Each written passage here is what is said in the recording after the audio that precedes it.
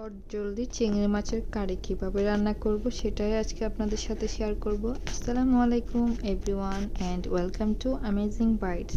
প্রথমেই আমি একটি হাঁড়িতে তেল গরম করে নিয়ে এর মধ্যে চিংড়ি মাছগুলো দিয়ে দিয়েছি। মাছগুলো কিছুক্ষণ এই গরম তেলের মধ্যে হালকা এপিট ওপিট করে ভেজে নিব সুন্দর করে। এরপর এখানে পেঁয়াজ বাটা, আদা বাটা, রসুন বাটা, কয়েকটা কাঁচামরিচ দিয়ে চিংড়ি মাছের সঙ্গে এগুলো ভালো করে মিশিয়ে কয়েক মিনিট নাড়াচাড়া করে এগুলো সুন্দর করে একটু কষিয়ে নেব।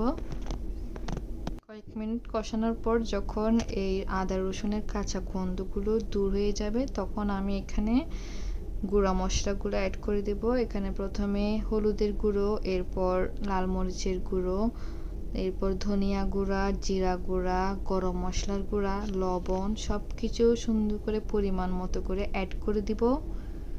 আপনারা আপনাদের পছন্দ অনুযায়ী ঝাল কতটুকু খেতে চান সেই অনুযায়ী মরিচটা অ্যাড করে দিবেন। এরপর এখানে 3টা বড় সাইজের টমেটো আমি স্লাইস করে কেটে নিয়েছি, এগুলো দিয়ে দিচ্ছি। এরপর সব কিছু চিংড়ি মাছের সাথে ভালো করে মিক্স করে নিয়েছি। এরপর আমি এগুলো প্রায় 15 মিনিটের জন্য ঢাকনা দিয়ে রান্না করে নিয়েছি। এই তো আমার চটজলদি চিংড়ি রান্না শেষ। এটা আমার চিংড়ির ফাইনাল লুক। কেমন হয়েছে অবশ্যই কমেন্ট করে জানাতে ভুলবেন না। আল্লাহ হাফেজ।